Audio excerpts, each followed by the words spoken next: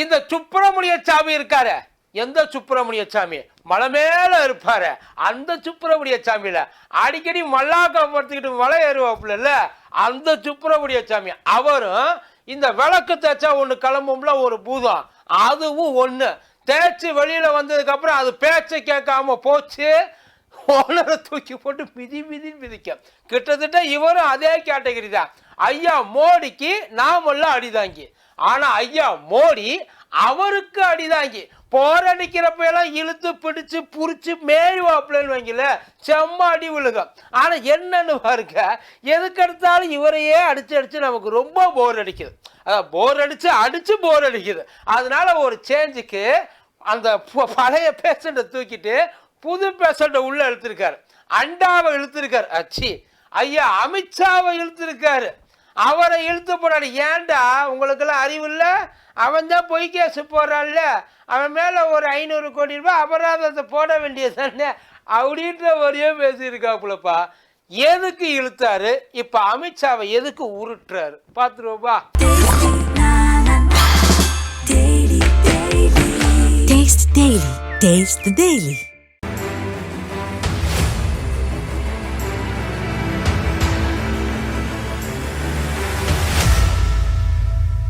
மதியம் நேரம் வணக்கம். இது மதியம் கூத்தடி கூப்பு. எதுக்காக இப்ப சுசாமி ஐயா அமித்ஷாவை சொல்கிறாரு 500 கோடி ரூபாய் கேள்றா அவர்கிட்ட அப்படின்னு சொல்லி ஓப்பனாவே சொல்லியிருக்காரு. அதான் தப்பு பண்ணான்னு தெரியுது இல்ல, அப்புறம் என்ன ஏன் வெயிட் பண்ணிட்டு இருக்க போ. அப்படி என்ன தப்பு பண்ணாரு ஐயா அமித்ஷா?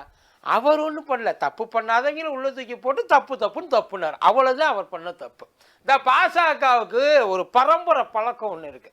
எந்த ஸ்டேட்ல அவங்களால உள்ள என்ட்ரி ஆக முடியலையோ அந்த ஸ்டேட்ல ஏற்கனவே இருக்கிறவனை வெளியில தூக்கி போடுறது, அதாவது உள்ள தூக்கி போட்டு அவனை அப்புறப்படுத்துறது, அவனை அப்படியே சைலண்ட் ஆக்குறது, எந்த ஆக்டிவிட்டியும் அவன் பண்ண விடாம அவனை தடுக்கிறது. இது பாசகவுக்கு பரம்பரை பழக்கம்.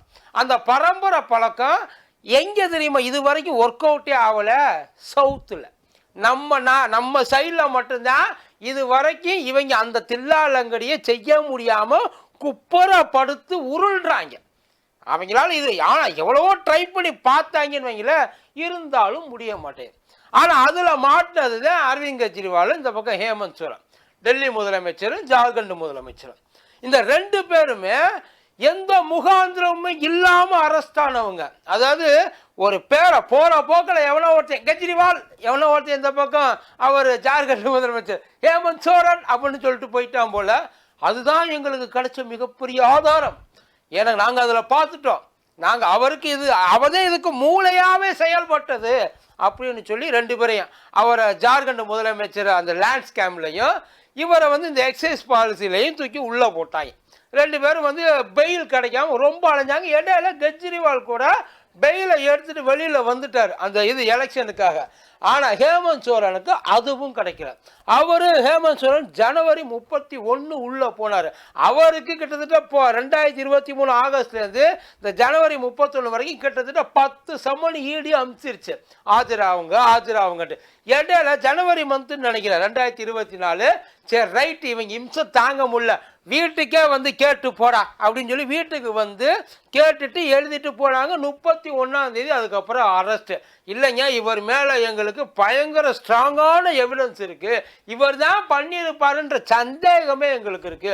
1 இல்லை 2 இல்லைங்க, கிட்டத்தட்ட ஒரு 8 ஏக்கர்கிட்ட மனுஷன் ஆட்டையை போட்டிருக்காப்புல அப்படின்னு சொல்லி அவரை தூக்கி, எப்படி சாதாரணமான இல்லை, அவரோட பதவியோட அதிகாரத்தை பிரயோகப்படுத்தி கவர்மெண்ட் லேண்டை தூக்கி இருக்காப்புல அப்படின்னு சொல்லி அவரை தூக்கிட்டாங்க. அவர் தூக்கி போனா அவருமே நிறைய பெயிலாம் அப்ளை பண்ணியிருக்காரு. அதாவது ஜனவரியில் உள்ள போனாரு. பட் ஆனால் இது இந்த பிஎம்எல்ஏ ஆக்ட் இல்லையா, அதனால அவ்வளவு சீக்கிரம் உங்களுக்கு எதுவுமே கிடைக்காது. பிஎம்எல்ஏ ஆக்டை பொறுத்த வரைக்கும் நான் தப்பு பண்ணலை அப்படின்றத விட அவங்க என் மேலே சுமத்துன அந்த குற்றம் பொய் உண்மை இல்லை நிரூபிக்கணும். அதுதான் பிஎம்எல்ஏ ஆக்டில் முக்கிய பிரச்சனையே அங்கேதான் நிற்கிது.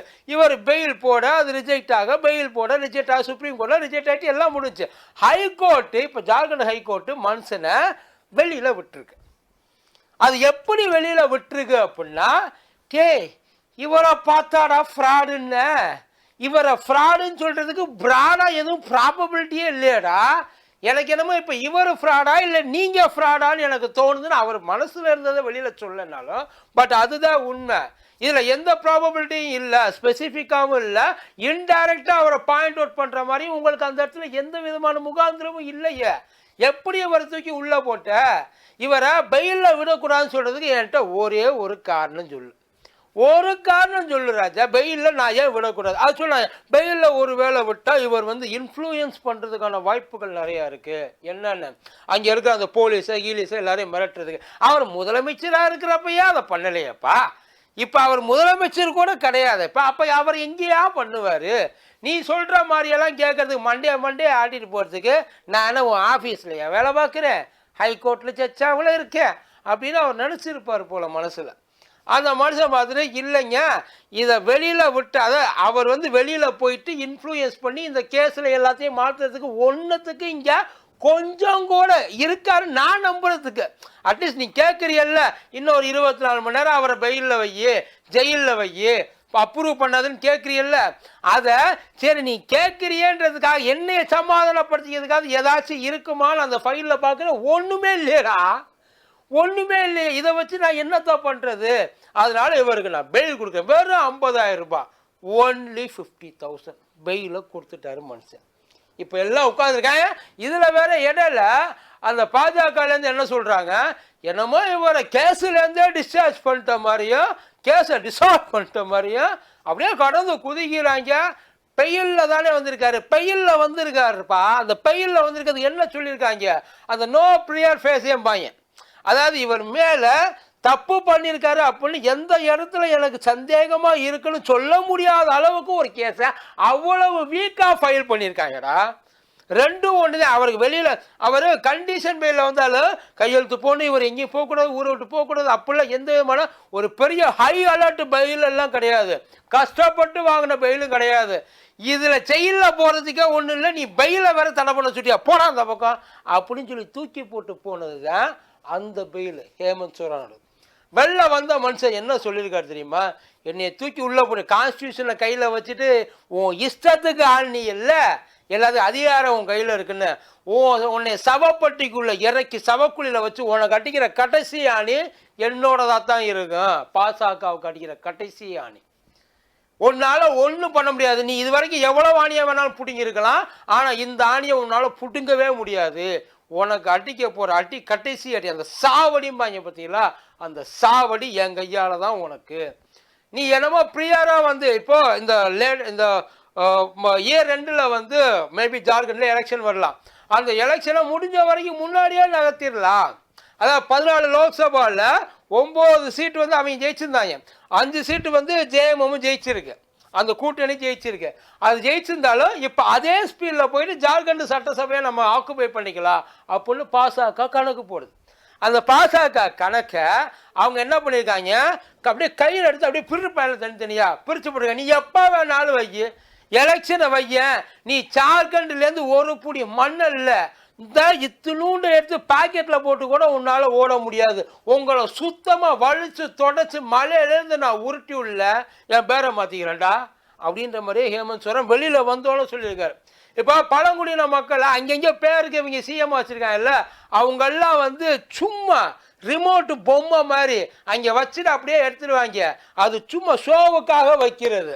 இந்த பின்னாடி படங்கள்லாம் வந்து சிலைக்கு பின்னாடி இருந்து கத்துவாங்கல்ல, அந்த சிலை தான் அந்த சிஎம். சிலைக்கு பின்னாடி இவங்க உட்காந்து எல்லா வேலையும் பார்த்துக்கிட்டு இருப்பாங்க. கடைசியில் ஏதாச்சும் ஒன்றுனா இவரை பலிகடை ஆக்கிறதுக்கு தான், அதுக்காக சும்மா ரப்பர் ஸ்டாம்ப் மாதிரி அந்த பாய்ச்சால இங்கே பழிக்காது. உங்களை எந்த அளவுக்கு வந்து ஒத்து மொத்தமாக அந்த ஒன்றுன்னா பிடிங்கி காட்டுவாங்கல்ல, அதை நான் உனக்கு செஞ்சு காட்டுறேன், எப்போ வேணாலும் நீ வந்து எலெக்ஷனை வச்சுக்க. இதுக்கு தான் ஒருத்தர் போஸ்ட் போட்டிருந்தாரு. அதான் இந்த மாதிரி எந்த விதமான ஒரு அலிகேஷன்ஸுமே ப்ரூவ் பண்ண முடியாத அளவுக்கு பயங்கர வீக்காக இருக்குது. அவர் சைடில் எந்த விதமான தப்பும் இல்லை, அவர் பண்ணியிருக்க மாட்டார், அது பண்ணுறதுக்கு வாய்ப்பும் இல்லைன்னு சொல்லி வந்துச்சு. இப்போ இதுக்கு நீங்கள் என்ன பதில் சொல்ல போகிறீங்கன்னு எல்லாரையும் பார்த்து கேட்குறப்ப தான் சுப்பிரமணிய சாமி ஏன்டா இவ்வளோ கஷ்டப்படுறிய, ஏன் இவ்வளோ கஷ்டப்படுறிய, 500 கோடி ரூபாய் கீழே உள்துறை அமைச்சர்கிட்ட எதுக்கு இவ்வளோ 6 மாதமாக உள்ளே இருக்காரு, உனக்கெல்லாம் அறிவு இல்லையா அப்படின்ற மாதிரி அவர் வந்து நிறைய எழுதி சொல்லியிருந்தாலும் சொல்லியிருப்பார். பட் இருந்தாலும் நேரமின்மை கருதி ஐயா எங்கேயோ அவசரமாக வெளில போயிருந்துருக்கப்போ அதனால் அந்த ட்வீட்டை ரொம்ப சுருக்கி அவர்கிட்ட போய் கேளுப்பா ஹேமந்த் சோரன் சொல்லி ஃபைல் பண்ண சொல்லு. அவர் ஹேமந்த் சோரன் பணம் வாங்கிறதுக்காக இதையெல்லாம் பார்க்கல, என்னைய வச்சு செஞ்சில எந்த அதிகாரம் உன் கையில் இருக்குன்னு வச்சு செஞ்சியோ அந்த அதிகாரத்தை உன் கையிலேருந்து பிடுங்கி உன்னை அறக்கையாக்கல என் பேரை வார்த்திக்கிறேன் இருக்காரு. இது அதையெல்லாம் பணத்தை எல்லாம் கூட வாங்குறதெல்லாம் சும்மா வேஸ்ட்டு. பணத்தை வாங்குறத விட நீ எவ்வளோ பவராக இருந்தாலும் என் இடத்துக்குள்ள நான் தான் அப்படின்னு நிரூபிக்கிற அந்த ஒரு நினப்பு இருக்கு இல்லைங்களா, அந்த நினப்பில் தான் ஹேமந்த் சோரன் இருக்காரு. அங்கே ஹேமந்த் சோரன் அங்கே போன பட்சத்தில் அவரோட பார்ட்டியில் இந்த எலெக்ஷன் முழுக்க பயங்கரமாக பிரச்சாரம் பண்ணது யார் தெரியுமா? கல்பனா சோரன் சொல்லிட்டு அவங்களோட ஒய்ஃப், ஹேமந்த் சோரனோட ஒய்ஃப். உண்மையிலே அவங்களுக்கு அரசியலுக்கும் ரொம்ப தூரம். அவங்க ஒன்றும் ரொம்ப ஆரம்பத்துலேருந்தே வந்து உள்ளுக்குள்ளே இறங்கி அந்த டைரக்ட் அரசியல்லாம் பண்ணதே கிடையாது. ஆனால் இப்போ அவங்க இந்த ஒரு 6 மாத காலத்தில் இறங்கி அடிச்சிருக்காங்க. இன்னைக்கு டபுள், அதாவது ஒரு லீடரை அவராக தேடி பிடிச்சி உருவாக்குறது கூட கஷ்டம். ஆனால் ஒரு சமய சந்தர்ப்பம் வந்தாலும் ஒரு லீடர் தானாக உருவாவாங்கன்னு சொன்னாங்க பார்த்தீங்களா, கல்பனா சோரனும் கிட்டத்தட்ட அதே மாதிரி தான். இப்போ போகிற போக்கில் அநேகமாக வந்து சொல்ல முடியாது, இந்த பக்கம் அவங்க அடி அந்த பக்கம் இவங்க அடி, நாயடி பேயடி வாங்கி ஜார்க்கண்ட்லேருந்து அதை ஏன் வாயால சொல்லுவானே, நடக்கும்போது தெரியும். பார்ப்போம். நன்றி.